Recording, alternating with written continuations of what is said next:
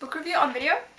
This time, The Suspicions of Mr. Wiltshire, or The Murder at Road Hill House by Kate Summerscale. Which, when you just look at it, you might think that it's a novel. And it kind of reads like a novel. It has the driving plot of a novel. But it is actually a non-fiction book. Everything in this book is true.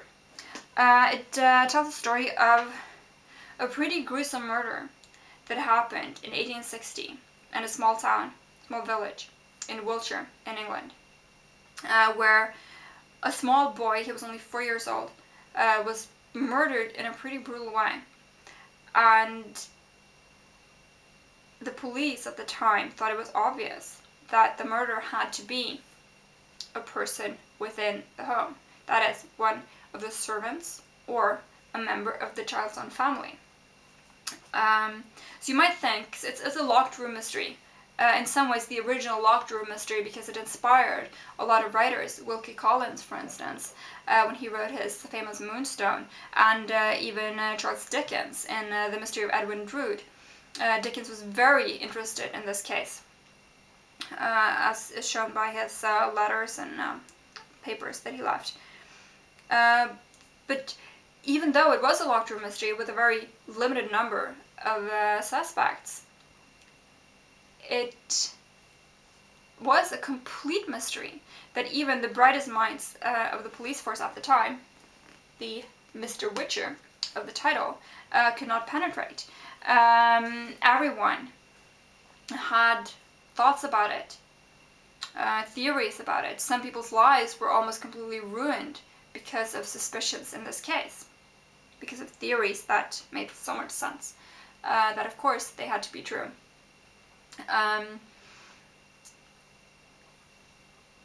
This, like I said, it reads like a novel. It does have a lot of info about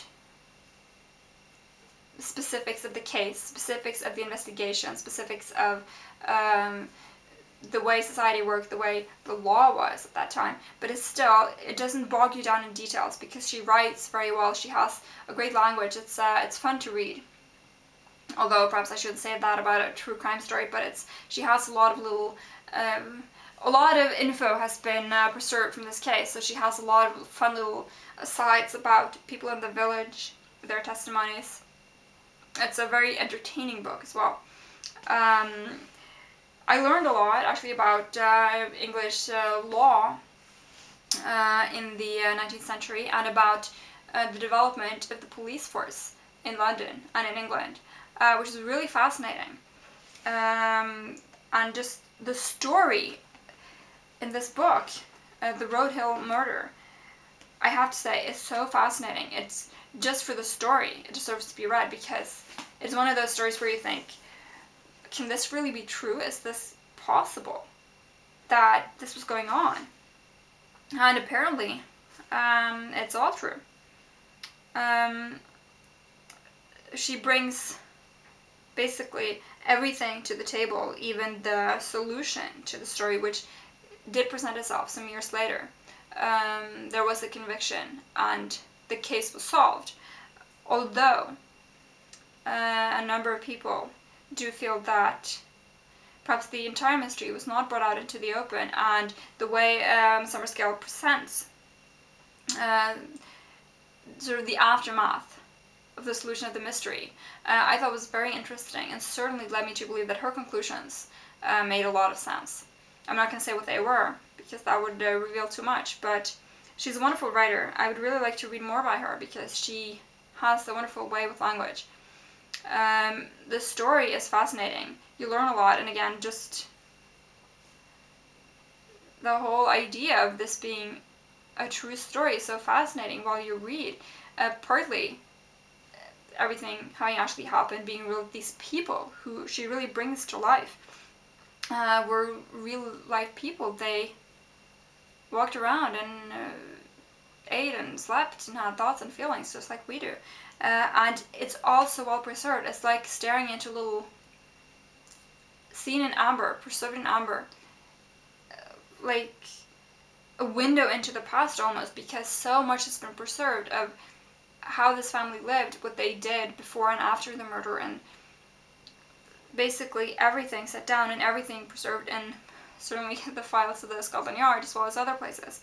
And I, for one, have to say that I'm a true crime buff and I really enjoy reading well-written true crime stories, but having that window into the past was almost just as fascinating. So I would recommend this book very strongly to anyone who's interested in the Victorian age, because this book has a wealth of information. You learn a lot. In addition to having a fascinating true story that I personally could hardly put down. I thought it was very well written and very well brought to life. Scenes from the past. The scene of the murder at Roadhill House. A fascinating story, beautifully written, and as Sarah Waters says, absolutely riveting.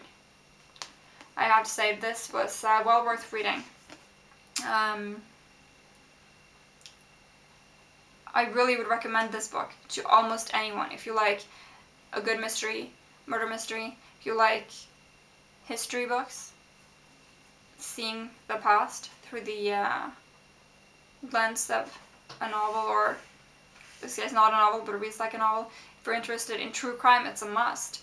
If you're interested in 19th century England, social history, I just have to say this was absolutely fantastic read. Really, really wonderful Easter reading. In Norway we read thrillers and crime novels at Easter, and what could be better than the true crime of the murder at Roadhill House.